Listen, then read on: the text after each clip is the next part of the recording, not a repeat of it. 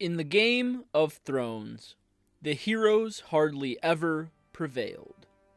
To win, it took deception, not virtue, cunning, not honor, lies, not truth. When the occasional man or woman of aspiration did rise to the forefront of the land, their end was usually swift, grim, or both.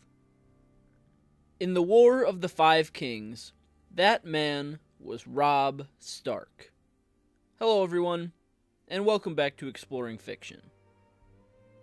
Eldest son of Lord Eddard and Lady Catelyn, Robb was the heir to Winterfell, and became its lord when his father lost his head. Yet, his grief, honor, and duty drove him to secede from the Seven Kingdoms, adopting a crown and the title King in the North. Robb led his men to many victories, and seemed poised to enact the justice he desired. But in a plot of foul deception, Robb Stark was cut down, as most Westerosi heroes always are, and his fall from savior to grave was swift and grim indeed. So, who exactly is Robb Stark? And why is he such an interesting character? Let's explore.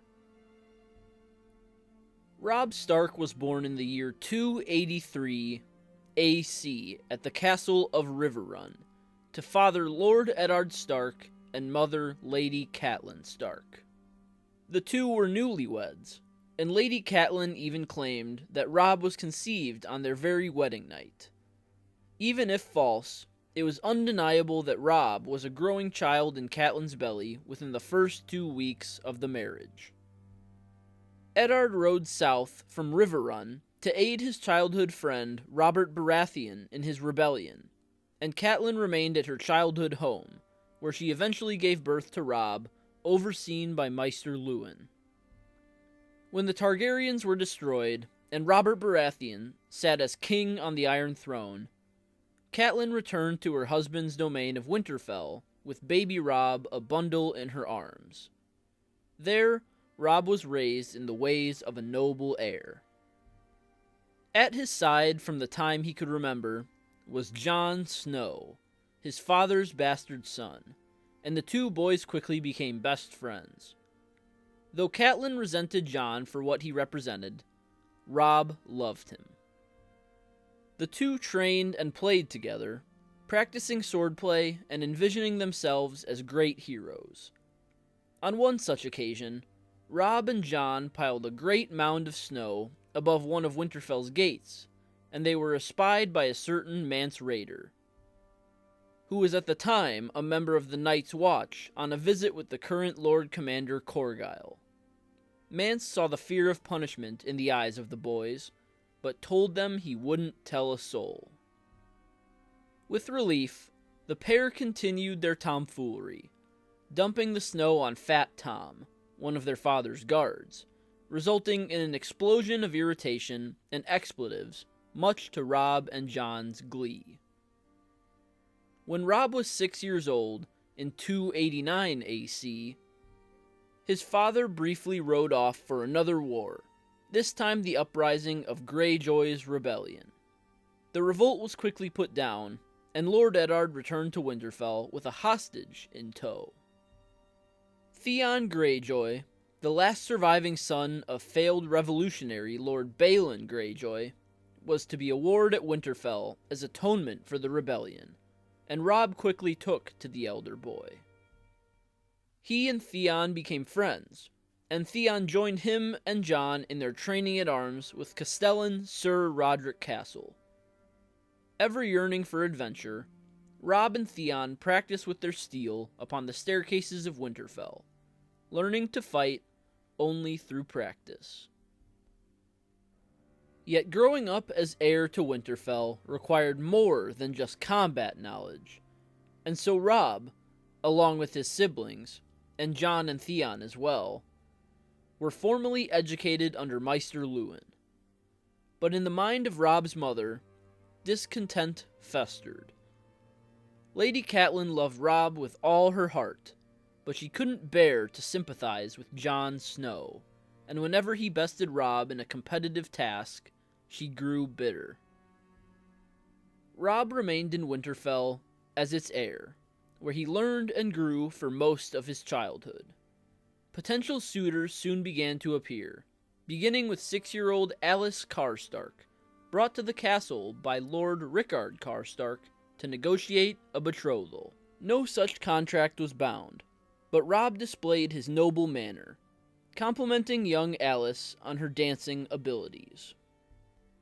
Robb sometimes sat in at the council meetings of his father, or joined him on hunts in the Wolfswood, studying the life he would soon lead and the demeanor he would soon be forced to possess. As Robb grew into his teenage years, his features became clearer than ever before. He appeared more Tully than Stark, with the blue eyes, stocky frame, and luscious red-brown hair of his mother's family. He draped himself in the gray and white clothes and cloaks of his house, all piled over polished mail, and came to wield a longsword and an oaken shield with a painted direwolf's head as his weapons of choice. He rode many horses, though most notably a gray stallion, upon which he fared well with a lance. While Jon Snow performed better than Robb with a sword, the heir of Winterfell was still well-trained and dangerous enough in his own right. From years tailing his father, Robb adopted Eddard's demeanor and sensibilities, as well as his faith in the old gods. Robb Stark, now a lad of 14 years, appears almost immediately in A Song of Ice and Fire, in the first novel, A Game of Thrones. He is present at his father's execution of the Night's Watch deserter Garrod, and after the event finds the slain direwolf mother with her 6 suckling pups hidden in the snow. He claims one of the wolves as his own, naming it Grey Wind, and helps to disperse and carry back the others to Winterfell as gifts for his other siblings. Back behind the walls of his home, Robb awaits with his family as King Robert Baratheon and his lengthy party arrives through their gates. And he even spars with wooden swords in the yard against Crown Prince Joffrey Baratheon. Ever arrogant, Joffrey challenges Robb to a fight with actual steel, and while Sir Roderick Castle forbids it, this exchange sparks a bitter rivalry between the two boys.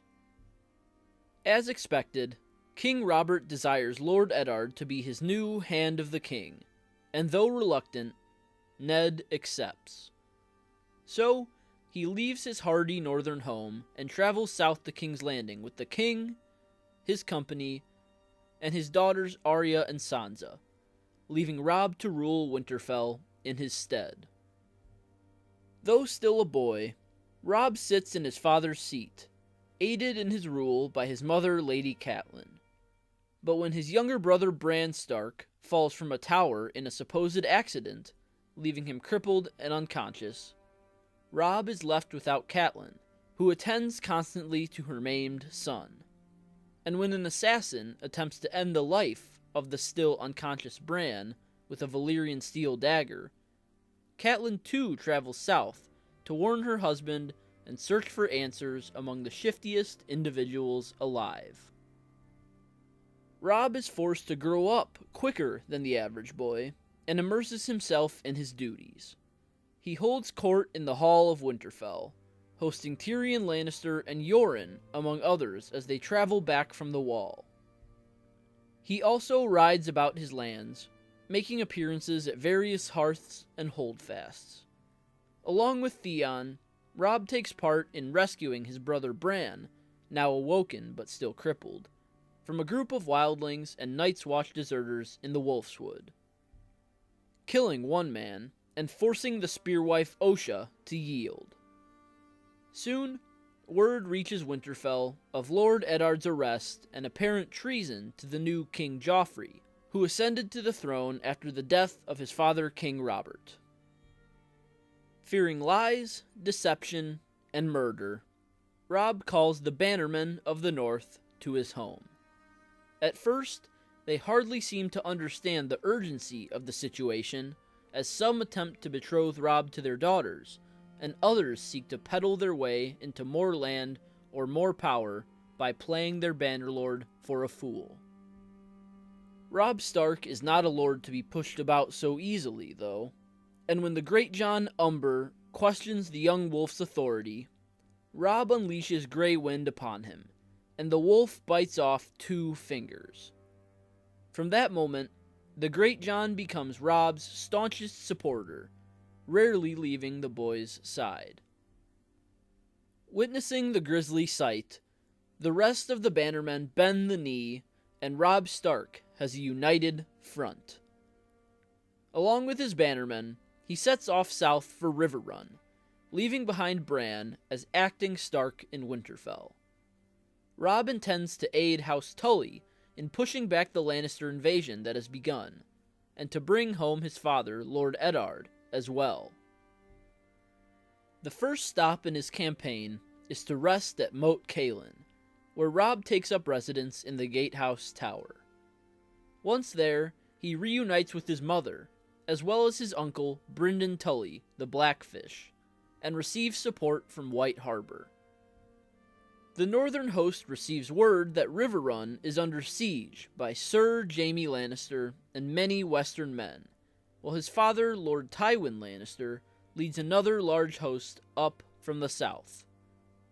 Robb plots his next actions with his various loyal lords and ladies, and determines to split his men, sending foot soldiers led by Lord Roose Bolton to harry Lord Tywin, and leading the rest of his army himself across the Green Fork and on to disperse the siege of Riverrun. But to cross further into the south, Robb must first pass through the Twins, seat of the miser Lord Walder Frey. As the price for passage and his allegiance, the late Lord Frey demands Robb's hand in marriage to one of his daughters, yet to be chosen, at the conclusion of the war. With reluctance, Robb is forced to agree, and so is let through the Twins and further into the Riverlands. He is joined by Lord Jason Mallister on the road, and many of his most devoted bannermen trek closely at his side, growing to admire and respect the young wolf.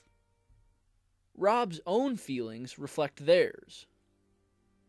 In a stroke of military genius, mostly unheard of from a leader so young, Robb and his uncle the Blackfish ambush and destroy the Lannister forces in the Battle of the Whispering Wood, even taking Sir Jaime as a captive.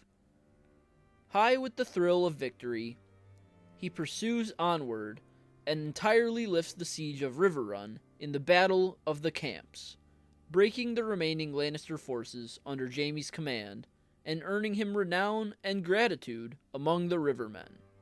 Because of Robb's victory, Lord Tywin's army, which defeated Lord Roose Bolton and his men, is forced to back down from their current invasion and retreat to Harrenhal.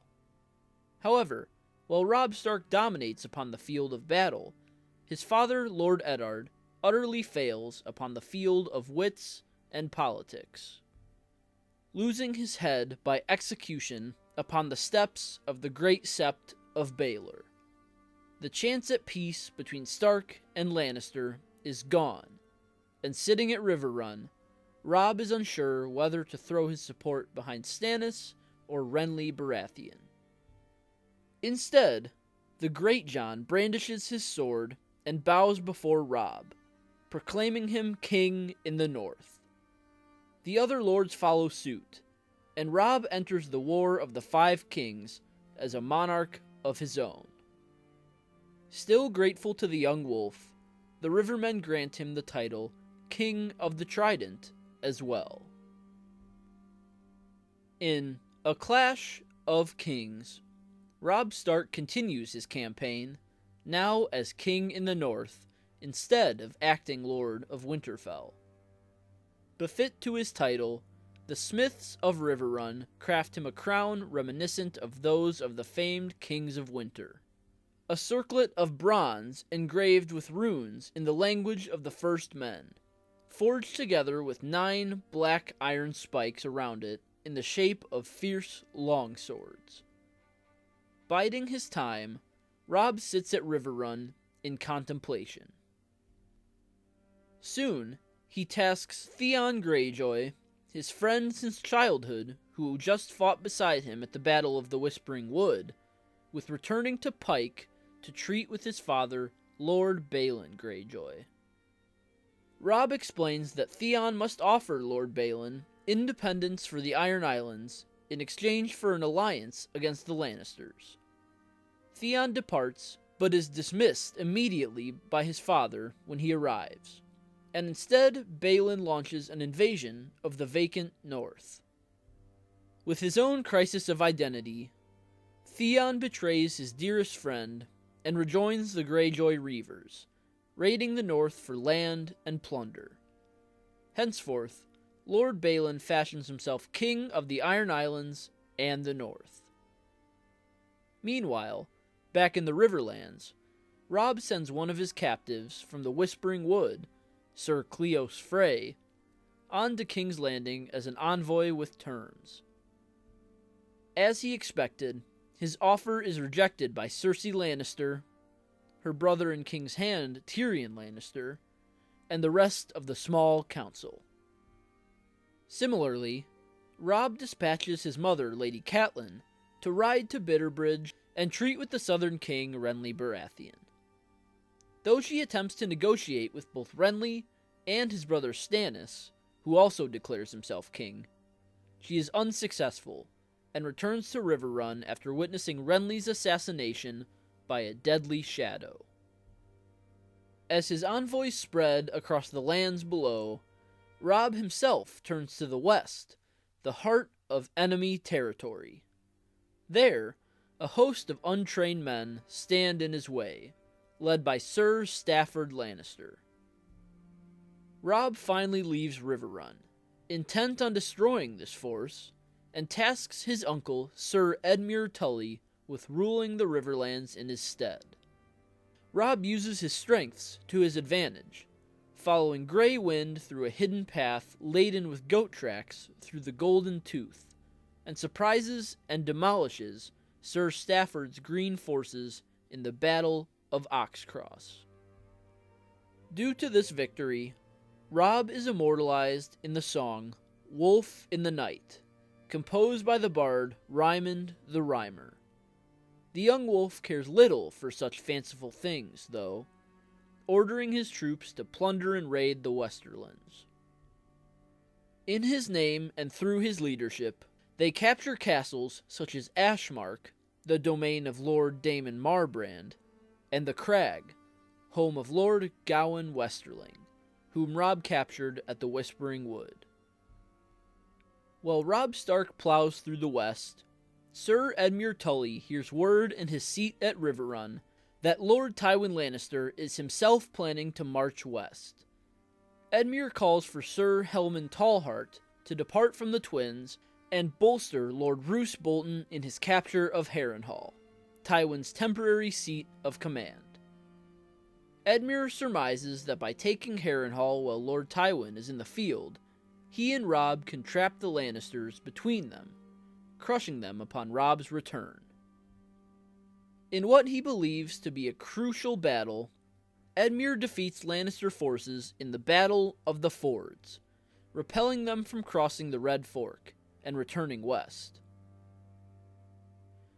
And while war continues to unfold in the Riverlands and the Westerlands, Winterfell lays barren of enough fighting men to protect itself. Knowing this, the Turncloak Theon Greyjoy scales the walls and captures his former home, driving Bran and Rickon Stark into hiding. The people think them dead, and the bastard of Bolton, Ramsay Snow, himself betrays Theon and turns to sack the once stout Winterfell. Robb's home is burning, sitting as a reminder that he couldn't even protect his own land. Since the forces of Tywin Lannister were repelled by Edmure, he instead turns them back to King's Landing, and saves the city in the Battle of the Blackwater, defeating Stannis Baratheon. Lord Bolton sits at Harrenhal, where the Freys encamp as guests and men-at-arms, and they believe that Tywin has displayed enough strength to justify Robb bending the knee. From his seat, Roose Bolton sends Helm Tallheart, seemingly on Robb's orders, though not certainly, to sack the town of Derry, and then continue onward to aid Robert Glover and Harrion Karstark in taking Duskendale. And one night, slinking in the shadows of Harrenhal, Arya Stark, disguised as a servant, hears word among the Freys of a great and terrible betrayal.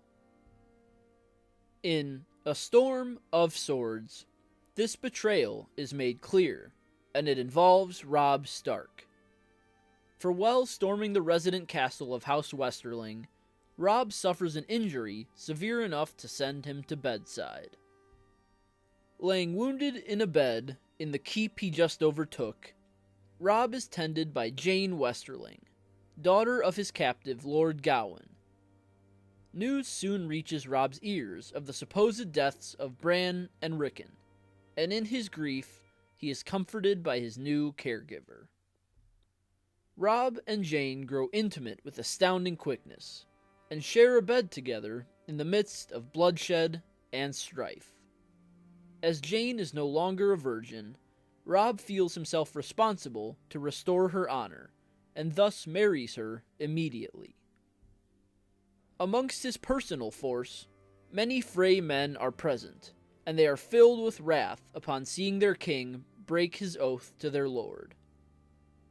Black Walder Frey threatens to kill Jane, and the men of the twins abandon Robb's host for his hasty betrayal.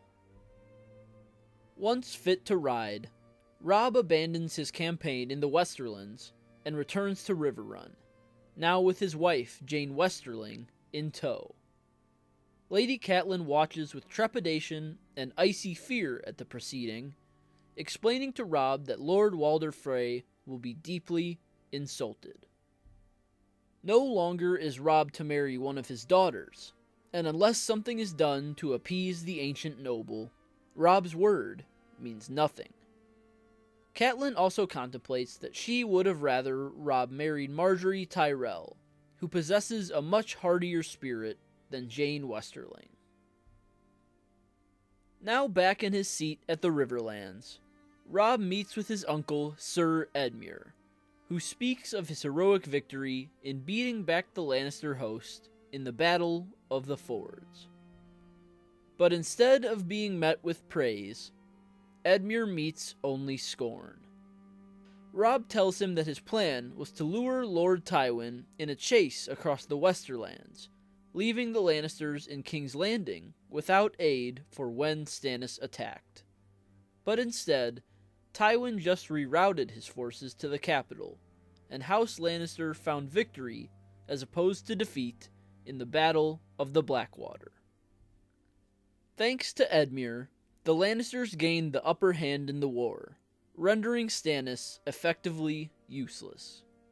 Robb and the Blackfish criticize Edmure, whose triumph tastes like ash in his mouth.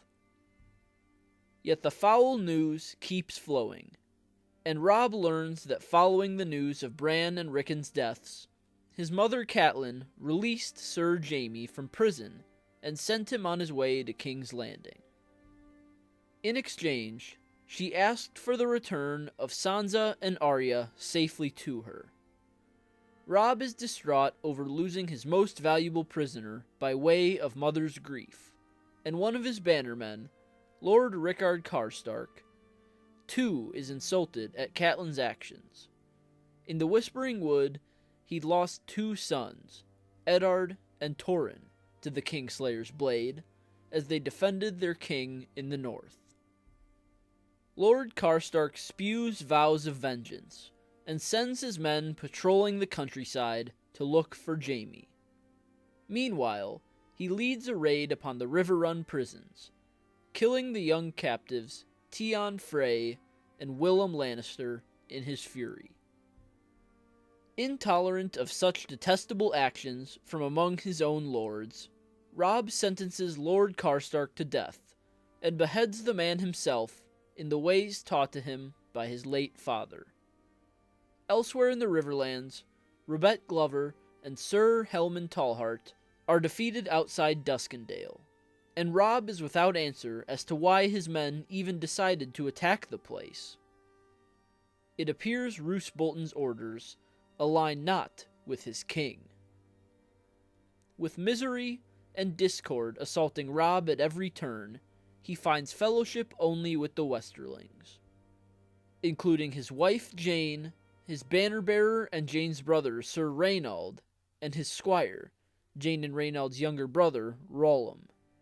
The three Westerners are the only ones to see his joyous side, and to all else, Robb appears wise and stoic beyond his years. Lord Hoster Tully, the ailing Lord of Riverrun, finally passes, and Robb is one of 7 men to propel his funeral vessel out into the Red Fork. After the somber proceedings, he meets with an envoy from Lord Walder Frey, made up of lame Lothar Frey and Walder Rivers, and he suggests to them that as partial repayment for breaking his vow, one of Walder's daughters be wed to Edmure instead. Though reluctant, Edmure does seemingly owe Robb an apology after the botched Battle of the Fords, and so accepts. The Freys take his message and ride for home, and Robb hopes Lord Walder too will accept. Robb soon departs for the Twins with the majority of his host, leaving behind his wife Jane and the Blackfish as warden of the southern marches at Riverrun. Once the wedding concludes, the young wolf plans to continue even farther north, to retake Winterfell and the surrounding country and avenge his younger brothers. Stopping at Oldstones, Robb and his mother Catelyn discuss his succession, especially in the wake of Sansa's wedding to Tyrion Lannister. Robb considers his options, believing Bran and Rickon dead, Arya missing, and Sansa a Lannister whose claim would fall to Tyrion, and ultimately considers naming his heir to be Jon Snow, a despairing thought to his mother. Then, at Hagsmire, Robb sends forth Mage Mormont and Galbert Glover to Greywater Watch to treat with his father's old friend, Howland Reed, where they are to bring back with them some Crenogmen to guide Robb through the Neck in order to attack Moat Cailin by surprise. Witnessed by a tight-knit council, including Catelyn, Mage, Galbert, the Greatjon, Jason Mallister, and Edmure, Robb names his heir, though not confirmed. It is said he indeed chooses a legitimized Jon Snow. As Robb continues his steady trek north, his bannerman Roose Bolton sits at Harrenhal, where he's confronted with a maimed and weary Sir Jaime Lannister. Rather than turn the Kingslayer over to the prisons at Riverrun, Roose allows Jaime back onto the road toward King's Landing, only bidding that he send his regards to his father, Lord Tywin. Jaime insists Lord Bolton do the same from him to Robb. The young wolf himself soon arrives at the Twins, and immediately Grey Wind takes to aggression against his Frey hosts. Because of this, the great beast is forced into a pen, where he can do harm to no one. Without much delay, Robb stands before Lord Walder and begs forgiveness. But instead, the decrepit noble insists he beg it from his daughters and granddaughters, one of which he was set to marry. Robb fulfills the request, and calls for food and drink so that guest right may be claimed. Not long after, Lord Roose Bolton arrives with the rest of Robb's northern force from Harrenhal, where he explains the debacle of Duskendale. Roose claims that Robert Glover had attacked the place of his own accord in frustration over the loss of Deepwood Motte to the Ironborn. And speaking of Ironborn, Roose also hints that Theon Greyjoy is held captive and tortured at the Dreadfort, overseen by the bastard of Bolton, Ramsay Snow. The night of the wedding is upon the great hosts of Frey and northern men, and great tents are set up around the twins to seat the grand forces of the guests. Edmure is wed to sweet Rosalind Frey, and when the wedding becomes the bedding and the couple is rushed away, the ceremony becomes the infamous Red Wedding in full. Disguised as musicians, sellswords and knights and a few Frey, Bolton, and Karstark men massacre the Northerners in the hall, as well as burn down the tents outside, trapping their drunken occupants beneath. In the chaos, the Great John is captured and the Small John is killed, among thousands of others, and Catelyn can only watch as her beloved eldest son is peppered with crossbow bolts from the rafters. Robb collapses, yet still attempts to crawl to his mother's side. The young wolf displays an endearing amount of resilience and boldness during the massacre, but it is all for naught.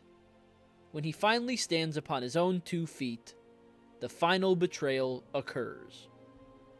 A knife slides into his heart at the hands of Roose Bolton, who delivers Jaime Lannister's regards.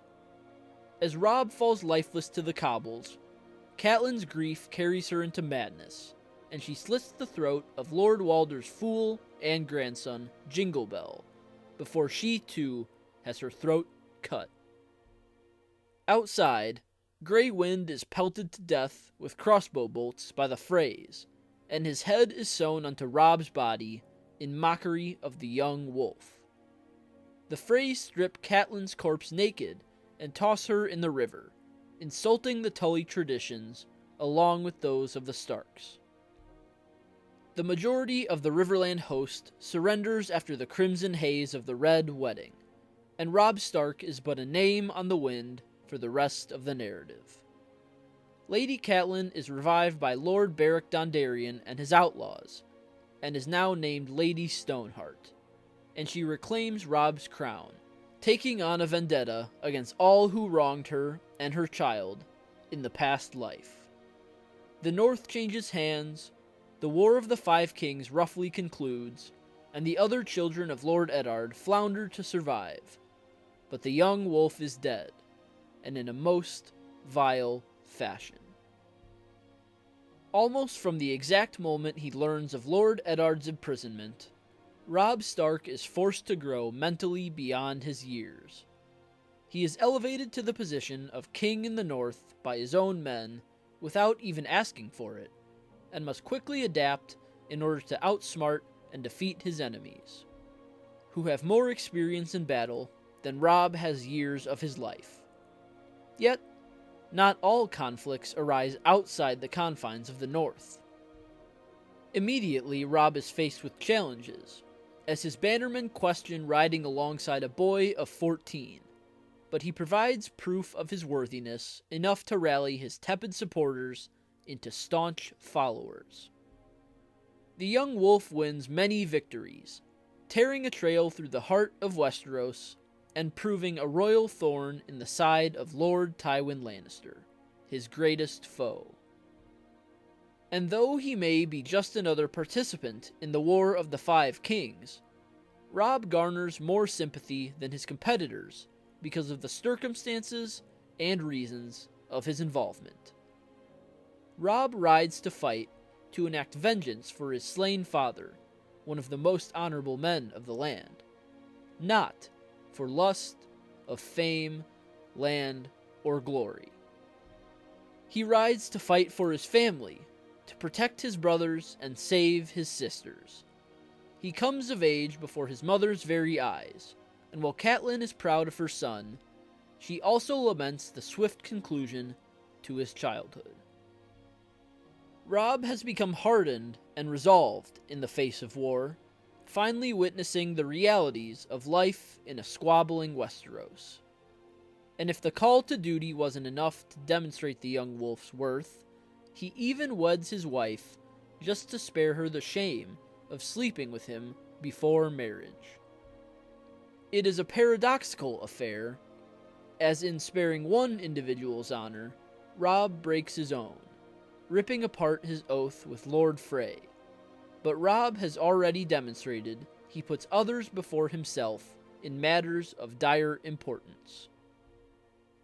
He is a true hero, showing qualities possessed not by most of his opponents, or even many of his friends. But it is this choice, this heroism, which dooms him. For breaking his vow, even though he did so with the most sincere and heartfelt intentions, Robb is cut down and his corpse mutilated and mocked at the Red Wedding. Though events had begun to twist out of his control before the bloody ceremony, Robb still held a grip on his own life. Now, though, Lord Walder Frey had committed a great treachery, sacrilegiously spitting upon ancient rites by murdering guests in his hall. Once dead, the head of Grey Wind was sewn onto the body of Robb, and the crown of the young wolf was passed among the grubby hands of the Freys. Robb's death cratered any northern defiance left, and voided the hearts of those who yet cared for good men. Robb Stark met the same ultimate fate as his father, though by different means. Both men were strangers in the strange land of deception, beacons of honor and justice amidst a sea of lies, greed, and pride. Robb began as the heir to Winterfell, and rose all the way to king in the north, crown of the old gods atop his head, but it was not to last. Marrying a woman out of honor, he tore asunder his word, and the mistake led to his death in most humiliating fashion at the hands of men he once considered allies. If the death of Ned was the hint that Westeros was no place for good men, the death of Robb solidified that claim. In a land where there is no honor amongst kings, Robb Stark suffered the abrupt fall of a hero. So, that's all for this video. Leave a comment with your thoughts. I'd love to hear them. Leave a like if you enjoyed, and subscribe if you're new here. I'd love to have you. Visit my website, russellawellsauthor.com, for exclusive fiction and more, and sign up for my mailing list for free exclusive content. The links for both are in the description below. And, like always, I will see you next time.